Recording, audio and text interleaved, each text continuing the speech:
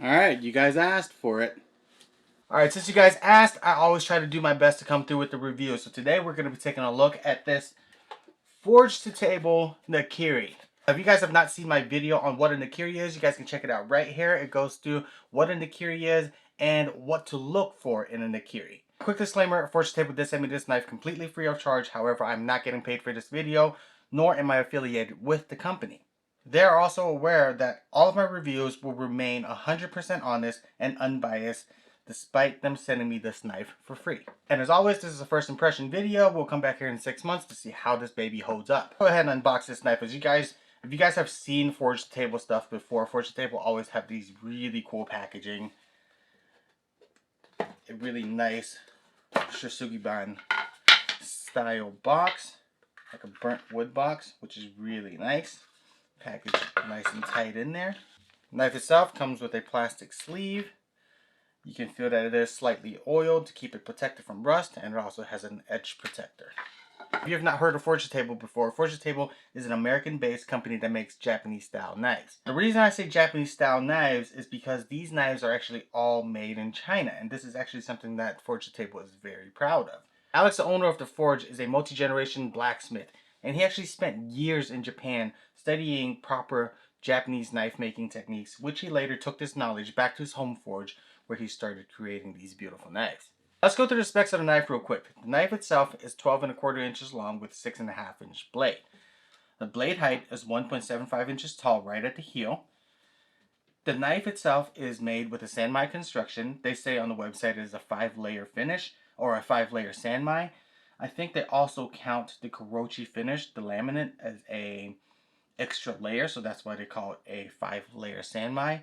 But most people will probably just call this a 3-layer sanmai, which is a stainless steel cladding with a true VG10 core. And when I say true VG10 core, meaning that the VG10 is actually sourced directly from Japan.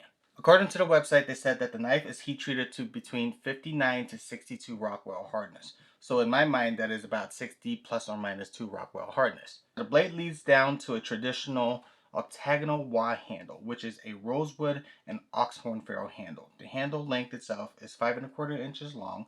Now let's go through the thickness of the knife, because in my previous review of the Forge to Table knives, they are a little bit on the more thicker side. So the blade itself is 2.58 millimeters thick at the spine, right at the heel. And when you look at the thickness behind the edge, it is about 0.78 millimeters behind the edge at the heel, and about 0.68 millimeters about midway through the knife right behind the edge. Now let's go ahead and take a look at the fit and finish of the knife. The knife is nice and flat, which means that it is most likely nice and straight, which it is. Tapers nice and gradual.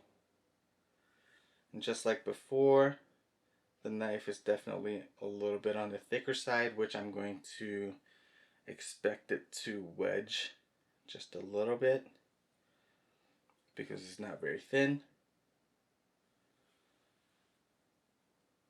The handle finish is very nicely done.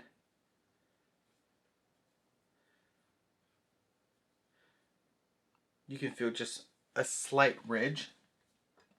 I don't know if you guys can hear it, between the ferrule and the rosewood, but it's nothing that's uncomfortable.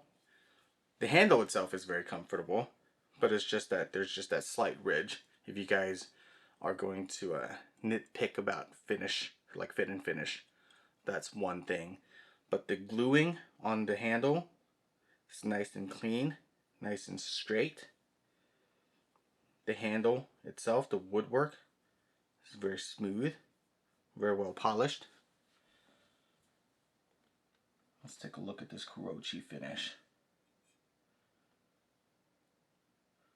Now this is something that's probably just because of my own OCD, but as you guys can see, the Kurochi Finish doesn't really go across very evenly. There's just this slight hump right here.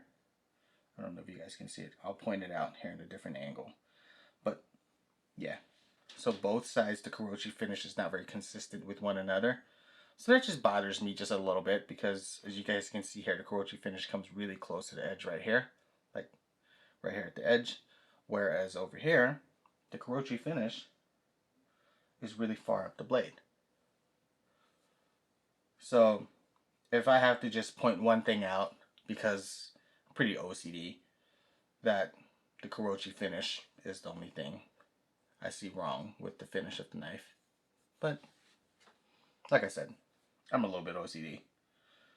Now let's go ahead and grab a few things and let's see how this baby performs. Alright guys, so if you guys are not up on game on keeping or putting something underneath your cutting board to keep it from moving around and sliding around, a lot of people recommend a wet towel underneath it, but if you have butcher block tops, you know damn well you cannot put something wet on a butcher block top for very long, or else you're going to create just a really big mess. So I'm going to put you up on game.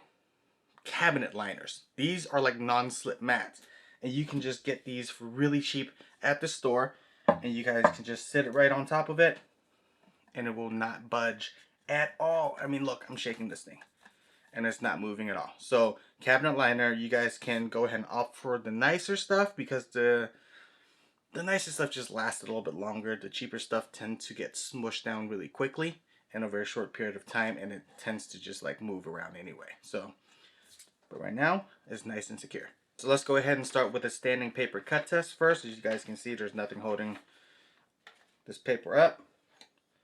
Let's see.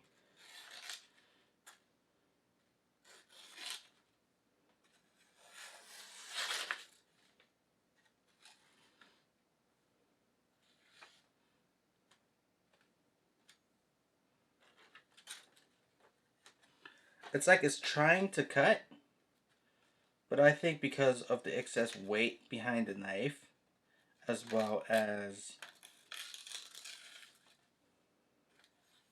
like, as you guys can see on this side, it cuts through. See? There we go. Like, it almost cuts all the way through. The edge is very sharp, but I think it's just because it is slightly thicker behind the edge that it just doesn't glide all the way clean through. But as you guys can see, the edge itself is extremely sharp.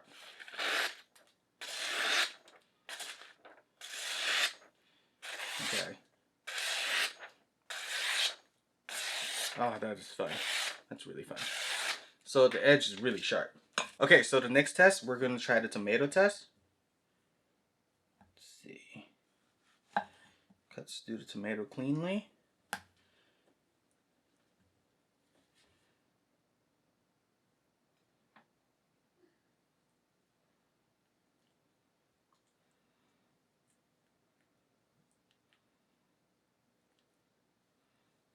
You can tell the knife is biting into it, so the edge is sharp, but it's just because it is just not a thin, delicate knife.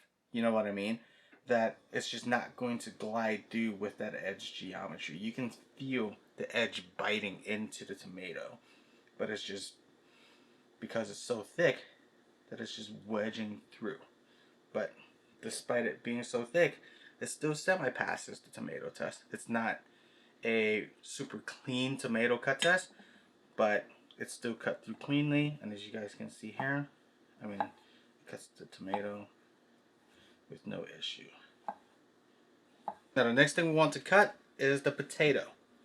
Let's see how, yeah, you can most definitely feel the potato wedging a little bit. Still cutting clean through, it's not splitting it, but you can still feel that resistance from just a little bit of a thicker blade. But because the potatoes are a little bit more on, I would call it a little bit softer in comparison to like your carrot, whereas the carrot usually tends to split before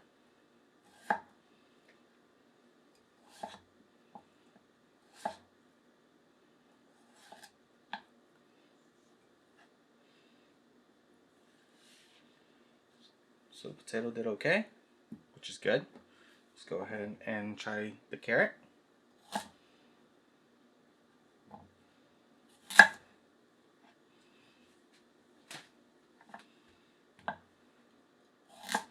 Yeah, you can can see.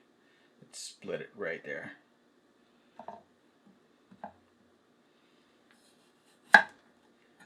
Flat edge. Flat edge. Yeah. It's so thick that it's actually kind of deviating my cut. Like I'm cutting straight down, but it's because of how thick it is, it actually like pushed my blade out in a different direction.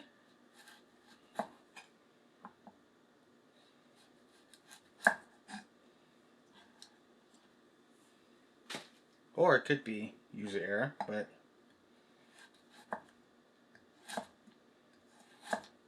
yeah, you can feel a lot of resistance on the knife just because of how thick it is.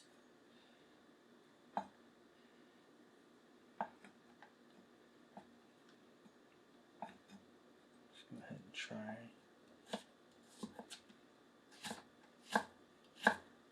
So because the knife is a little bit more on the thicker side, you're finding yourself having to push a little bit harder instead of the knife doing a lot of the work. Like you can see the edge is sharp. The paper test tells you that the knife is very sharp and the edge is very consistent because it didn't catch on any of the paper or tore it. It just cut very clean through. But because of the edge geometry on how thick it is behind the edge, that it creates a bit of a wedge shape, that a little bit of resistance when you're trying to cut through things. So this wraps up our cut test, and I'm not going to beat a dead horse. As you guys can see, the knife is a little bit on the thicker side, so it does wedge just a little bit through the veggies, and it does create a little bit of resistance when you're cutting. It doesn't glide clean through like a really thin knife would through veggies like carrots and, you know, squashes and harder veggies like that, crispy veggies like that. So I would say that this knife will be a good compromise if you're not looking for a pure nakiri just for cutting veggies. If you're looking to cut other things with it, I think this might be a pretty good hybrid, because being a traditional nakiri, how thin they are, it does propose to be an issue when you're cutting other things outside of veggies. So that's something that you have to keep in mind as well when you're shopping for a nakiri. And also, speaking of that, the profile, there's a slight belly and curve towards the front of the knife, which allows you to do some rock cuts, but also have a very flat middle profile that will cut clean through like a traditional nakiri would, which is really nice.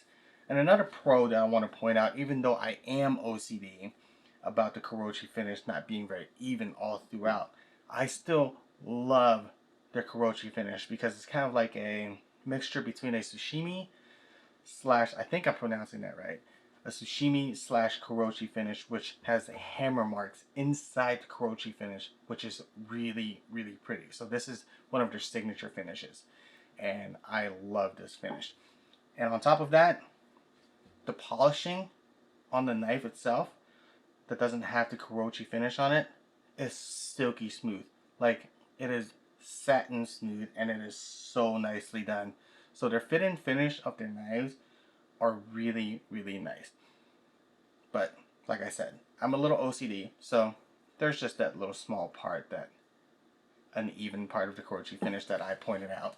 Anyhow, I'll be excited to see how this guy holds up here in about 6 months. And this wraps up our video for today. If you guys like the video, please hit that like button, hit that subscribe button. It would mean the world to me. It helps me support all this madness. And I will see you guys next week. Bye.